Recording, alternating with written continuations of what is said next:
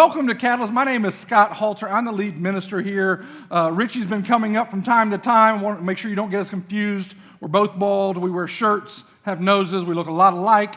But my name is Scott, and I'm pretty excited. We're starting a new sermon series today that I did years and years ago that I think will help us hopefully look at ourselves a little bit more, understand God a little bit better, and then figure out what our part is in this relationship with God, in living our lives. What is the big picture and what should we really be doing with this? Because what is really important, I've said this before, what's really important is you are who God says you are.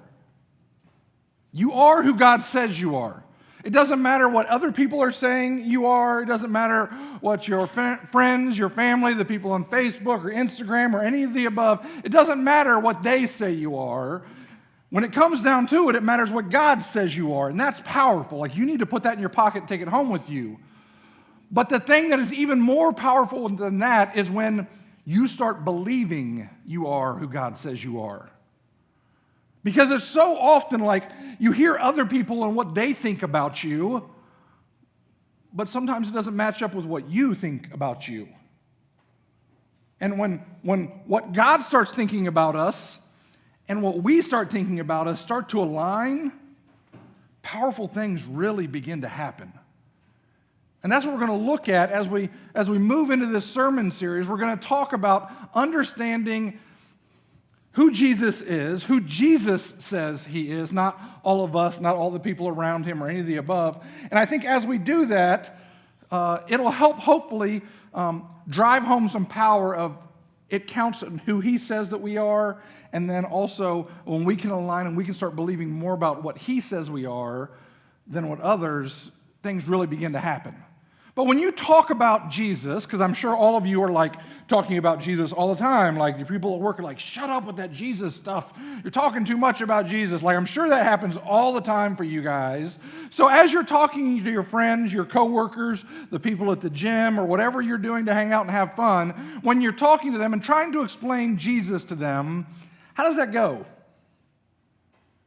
You explain it and they're like, oh, that's perfect. I've never heard it like that before. Now I want to give my life to Jesus. Is there some place that I need to go to do that? Or like, how does this happen? Or what you're saying and what they're hearing doesn't seem to line up completely. Because we gotta get those things to line up. And what we have to do is we got to figure out how to line up to explain to people what Jesus is going on, who he is, and what he has done, and what he is still doing. And when we get that, it really works well. So if you were going to put together a letter, telling how to become a mature disciple of Jesus, what would you say? What would you put in the letter that you were going to write down? And your coworkers were going to hear it, your grandkids, your great-grandkids, the people you're hanging out with, all of them were able to read it, and you want to put together a summary of who Jesus really is. What do you put down? Because that's what John tried to do. Over the next 7 weeks, we're going to be looking in the Gospel of John. And what John tried doing here is he tried putting together, because he had spent time with Jesus, he was now a mature disciple of Jesus, and he's trying to figure out, what do I put in this letter that other people are going to read, that is going to be able to pass around and will get more places than I've ever been, which is still here today, so it's working. What can I put in this letter that could change people's lives? The times I was hanging out with Jesus, but not all of them are going to fit, because remember, paper was so expensive at this point. It was worth more than gold in a lot of places. So like, they couldn't just do it like we do it. It's like it's on a screen. You know, it doesn't cost anything. I can write as long as I want to. They had their parchment scrolls, and they're like, okay, this is limited. What can I fit in here that will help people understand who Jesus is? So as you read through the Gospel of John, that's what he's trying to do here. He's trying to make sure that you get the stories. Actually, he's trying to make sure the people he's writing to, because he's not writing to us, he's writing to the first century people living there. How can they understand Jesus in the world that they're living in? And then we take that and we try to figure out how does that translate to the world we're living in, because it's so different. So we got to figure out what those look like. But so Jesus did and said some things that were so important that between 6 and 9 of his apostles decided, I'm leaving Jerusalem, I'm leaving my families, I'm leaving my friends, and I'm going to Asia Minor. Asia Minor becomes the center point of all of Christianity for hundreds of years.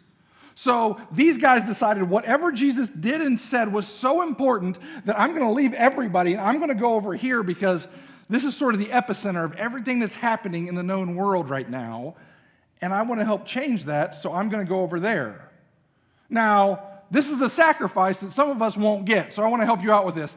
It is from Jerusalem to Asia Minor in general, right? We don't have a corner of Broad and Main or anything, but Asia Minor in general is 2,534 miles, which we're like, okay, that's a lot of miles, but if you're driving, it's only 54 hours.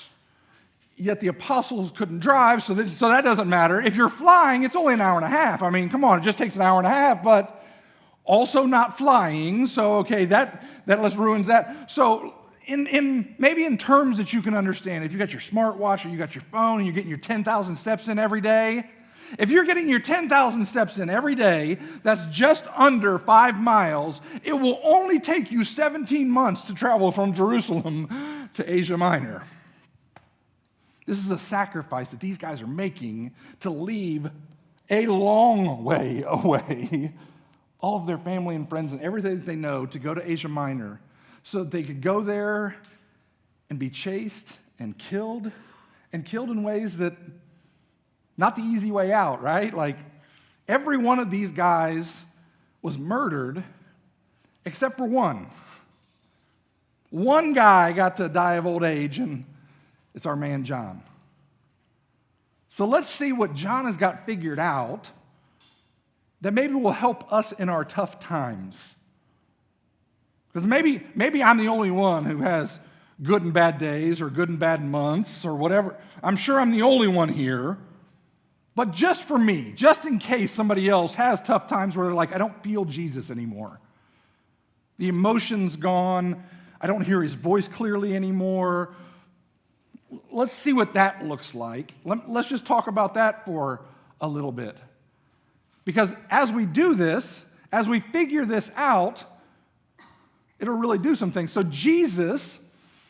what John did, John recorded this gospel, 1st, 2nd, and 3rd John, also Revelation, which we've been through recently, or parts of Revelation. He wrote all this stuff down, and he personally made disciples. So John did his job.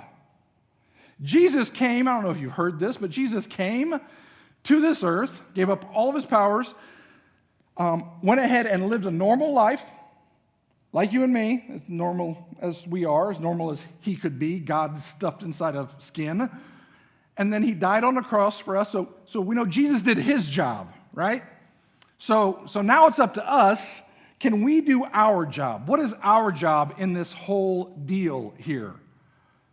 So as we look at this, we're going to figure out what are the steps that we're supposed to do. And here at Catalyst, one of the things that we like to focus on, the first step, we believe, is we want to introduce the world to the real Jesus, one person at a time. That's it. Introduce the world to the real Jesus, one person at a time. That's why we started the church. That's why we keep going. That's the most important thing that we do here, or the first step of the most important thing, which means we've got to go places that we normally wouldn't go. We've got to be around people we normally wouldn't be around. We've got to support people that are going to be at places that we're not going to be. This is why we have missionaries and different things. But it's also here for us. We just sort of tried copying what Jesus did, like you just steal the best stuff, right? So how did Jesus make disciples? I'm guessing we would all agree that he was the best disciple maker ever. Any arguments? Anybody? Nobody. Bueller. Okay, we're good. So if we believe that Jesus was the best disciple maker ever, how did he do it? Let's just copy what he did. What did he do? He spent time with his guys. But seriously, what did Jesus do that changed our lives? He spent time with his guys. It wasn't anything supernatural. It wasn't him healing. It wasn't him. It was walking 5,327 miles and the conversations they had along the roads. Like, dude, why do you feel like you need to say those things? Why are you going those places? Why are you hanging out with it? Why are you doing these things? I noticed in your past you were struggling with it. How's that going? Like, did you ever go ahead and take a vacation or a car trip with your husband or your wife or your kids or whatever, and it's just one of those silent car rides because everybody's unhappy with everybody? What did that look like for Jesus and them? Like, they'd spread out, like, I ain't walking next to John anymore. He runs his mouth one more time. Like, he and I are going to have at it, right? Like, they were regular guys. Like, there was that annoying one. I'm sure it was Peter, constantly off at the mouth, right? Like, I tend to live in that area myself. I know when I go on a trip, I'm that annoying guy. Like, I recognize that. But these guys just lived those lives together, and I think we miss, because it isn't recorded so often, they were walking and talking again. They were walking and talking again. That gets boring to read after a while, but that's what they did. They built relationships. So here at Catalyst, when we make disciples, we do it in relationships. So we try creating opportunities for us to get together and hang out. So if you're like, I'd like to be discipled, or I'd like to be a part of this process, what do? Show up when we give you opportunities to hang out. It could be Sunday morning. It could be saying hi in the lobby. It could be lunch afterwards. It could be one of our connection or our summer sprints that we're doing right now. They're Wednesday nights. We're teaching about different things. They're all autonomous, so that I missed a week, I can't go. Yes, you can. This isn't built on last week. You can show up there. And it's good because of the things that you're learning. It's even better because you get to learn them together. Our connection groups, we put them together in people's homes. We don't bring them here to the church anymore. We never had that opportunity, so we build relationships there. We have some things planned this upcoming year. We sat down and we put a calendar together and said, can we do something to give people the opportunity to get together every month? Every month. What can we do? So we have different cookouts. We have men's trips that we're in the process of planning. We have women's outings that I'm not in the process of planning, but women are in the process of planning. We're going to have euchre tournaments. We're going to have just different things, and you're going to show up to some of them, and you're not going to others, but show up. Because this is actually a part of the discipleship process. It's not like, they were bored, they did something together again. No, this is part of what we do and how we do it. So we need to make sure that we get these things done. And to do my job, like John did his job, because John wrote and he understood the people in Asia Minor. He understood the people that he was talking to. He understood what they were struggling with. I also have to know my audience if I want to do this. So let me ask this. I asked this years ago, and I thought I had a pretty good handle on this. How many of you originally not from North Carolina? Let's see some hands. Look around. Yeah, we all just hang out together. Those of you from North Carolina, thanks for welcoming us in is what I meant to say. Thanks for letting us come and be a part of your great state. It's good to be here with you. But most of us don't have families very close. So we hang out together because we don't have those things. So it works out really well. Here's something else that I know. Everyone in here has been hurt by a church or another Christian at some point or another. It's happened to all of us. We have probably hurt some people and didn't mean to. Now, maybe you meant to sometimes, but in relationships, you have to figure that stuff out. You have to figure out how to work through those tough times. Peter, can you just shut your mouth so we can walk down the road and get where we're going? We got to know our people. We got to know each other. What John knew about his people is they were governed by a pantheon of gods, right? Think back to Roman and Greek classes. None of you had those. Okay, think to the cartoons that you saw and the gods that they had there and stuff like that. So they had these different gods, and you put together your team of gods so that you could live the best life you wanted to live. It's like, I need a God of a harvest because I want to have good stuff because I'm a farmer, and I need a God that can help with babies being born and health and money and different things like that. So you choose your starting 5 of the gods. And they represent the God of your work, the God of your area, the God of your house, the God of your family. You have like 4 or 5 different gods that you're worshiping. And when we put them all together, I'm supposed to have this great life. That's what everyone in this culture is doing, except for the Jewish people and now the Christians. So the Jewish people, they just thought they were odd anyways because they didn't worship but one God. So they're like, okay, you guys just stay over there. We don't like you. You're not one of us. Stay over there. And then when Rome came in and took over all of this area from Greece, what Rome did is said, okay, you can keep your own gods. You can worship your own gods. You also have to worship Caesar, but you can keep your own gods. You just can't add any. And then the Jews got mad at the Christians and said, we aren't worshiping the same God, and sort of kicked them out of the synagogue. So now all the Christians are illegally worshiping a God that Rome did not sanction. So they're like, all right, let's kill all of them. And Rome was good at killing people. So they started hunting Christians down, chasing them and their families down, and torturing them as they killed them to make sure that people didn't carry it on. Yet here we are 2,000 years later. So it worked out really well for us. But these first group of people, what got inside of them that they knew they had to risk their happiness, not even their happiness, their life, their kids' lives, everything around them. I'm going to put everything at risk so that I can worship this God. Are you willing to put everything, including your kids, including your jobs, your house, your home, everything? What does Jesus have to do or say to get you to that point? Because all of them were at that point. So much so that they're leaving home, right? So for the next 7 weeks, we're going to look at 7 statements in the book of John where Jesus says, here's who I am. And there's something about those statements that we will pick up on very easily, and then some of them that are a layer lower that I'm going to point out some things, and it's like, whoa, this is fun. So we're going to start there, but to do this, I want to set the stage, right? So right before we're going to be in John chapter 6 today, and right before this, we see that Jesus feeds the 5,000 at the beginning of chapter 6, then he walks on water. All of this is happening in the Galilee. All of this is happening right around the Sea of Galilee, also known as the Sea of Tiberias, also known as the Lake of Gennesaret. It matters what town you were from, right?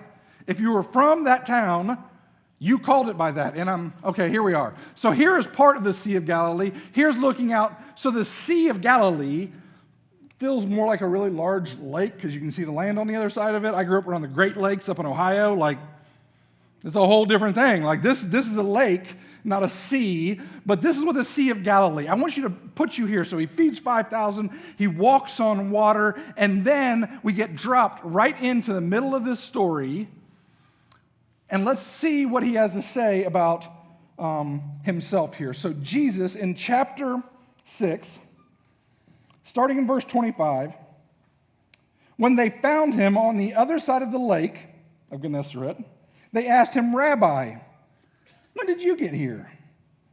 And Jesus answered, I tell you the truth, you are looking for me, not because you are of the miraculous signs, because you ate the loaves and you had your fill. I made you happy. I fixed lunch for 5,000 of you and your closest friends, plus women and children. Do not work for food that spoils, but for food that endures to the eternal life which the Son of Man will give you. On him, God the Father has placed a seal of approval. Then they asked him, what must we do that the work of God requires? And Jesus said this, the work of God is this, to believe in the one he has sent. Scott likes when Jesus does stuff like this.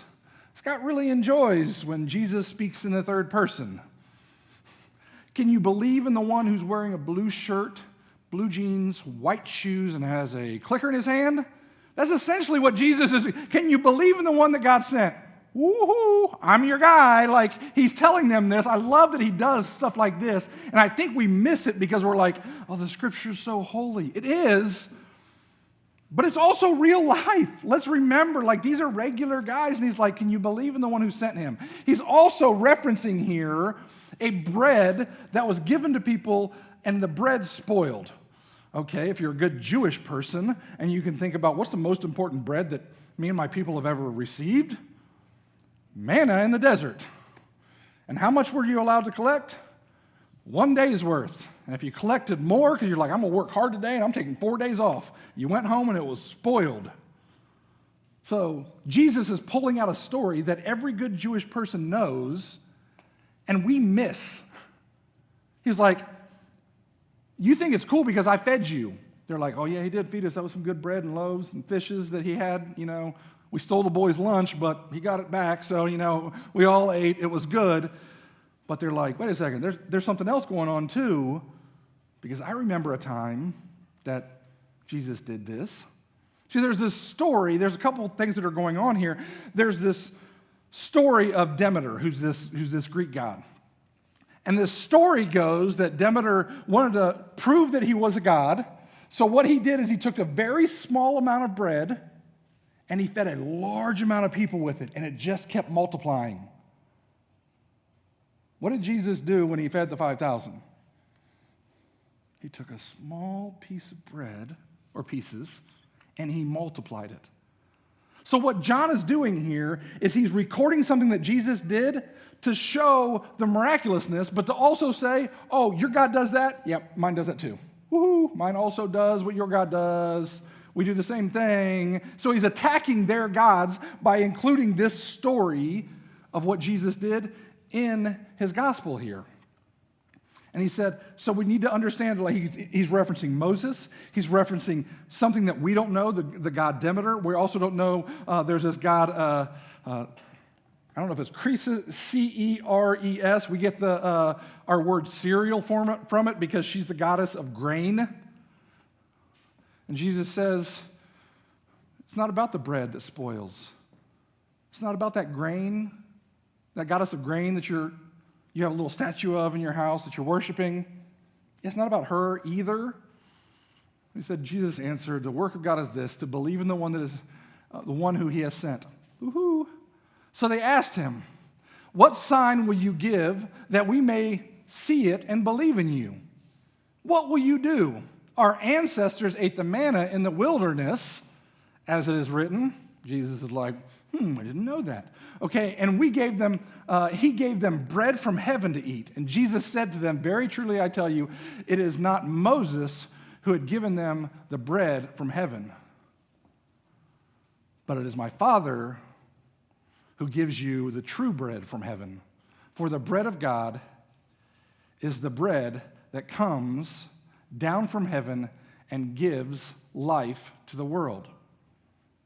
Sir, they said, always give us this bread. That's the best stuff. I want to just keep that going. We don't want any other bread anymore. We found our favorite. Then Jesus declared, I am the bread. Whoever comes after me will never go hungry.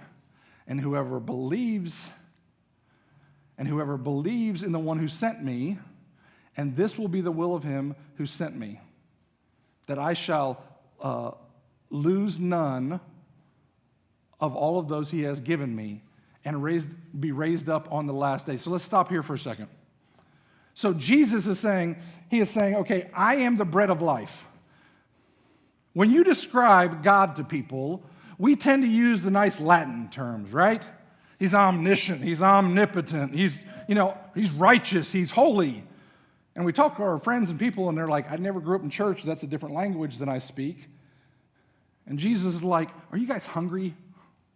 And there was constantly famine going through the land here, right? Constantly. He was like, I'm the bread that you need. I'm the bread that doesn't spoil. I'm the bread that will give you life. I'm the bread that will sustain you and will sustain you forever. And it's like, maybe that's a better way to describe God. He is what we need. Not just these intellectual terms, but he is bread when we are hungry. He is water that we will never have thirst again. He is all of these things. So we're going to look at these statements of Jesus. And not only is he telling us he has everything that we need, what he's also doing is attacking these other gods that are going on in the first century in the Greek and Roman pantheon. He is teaching the people of the first century, and we don't even recognize it because we don't realize what's going on below the surface. So the question is, if you are letting Jesus be in charge of your life, if you are letting him go first and you're just copying whatever he does, if he gets to make all of the decisions and you get to make none of the decisions, a real disciple of Jesus, not somebody who just dresses up on Sunday and uses church words and stuff like that, but somebody who says, I don't want to do these things, but Scripture says that I must do these things. So now, if I'm a follower of him, I don't have an option. And there are some things that I really enjoy doing that Scripture's like, not so much, not real healthy. We're like, oh, you mean I got to stop those things? Yes, if you are a follower of Jesus. Jesus did his job when he came to earth. He died on the cross so that we could all have a relationship one-on-one with God, not through a high priest, not through sacrifices, but relationally. John has done his job by recording it. Not only was he recording it, as he was writing these things, he was walking these roads with these guys, he was making disciples. And you can look back and see who the disciples of John are. It's recorded in history. The question is, are we going to do our job? Is anybody going to look back and say, oh yeah, that person was discipled by them? You can tell. It's obvious. They say the same things, they do the same things, they act the same way sometimes. I want to be in that place.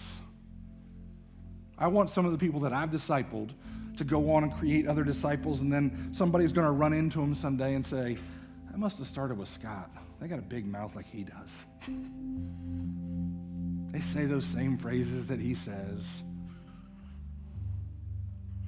See, if we do our job, they did their job and the entire known world changed. Can we change our community? Can you change your house, where you work, by what you know about Jesus, by what you say about Jesus, and how you live out Jesus? I know some of you are in a place where you're like, I hate when I look at my faith because I know I'm this old, or I'm this old in the faith, and I thought I would be in a different place. I thought I would be more mature.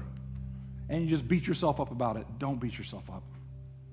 I heard this week from one of my buddies, and he said it, and it hit home with me because I'm like, gosh, I'm 47 years old, full-time ministry for 20 years. I'm not where I thought I would be.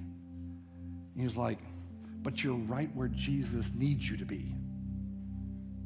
His grace is good enough for right where you are right now. His power is strong enough for right where you are right now. If you will let it be. If we will accept that Jesus wants you right where you are, he is ready for you to move forward.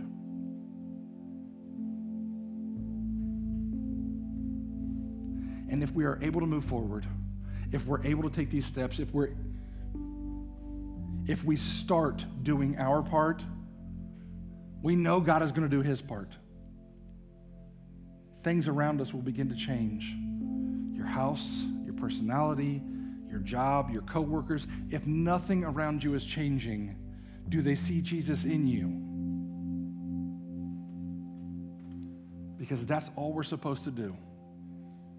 Show people the real Jesus. And as we do that, he will change their lives.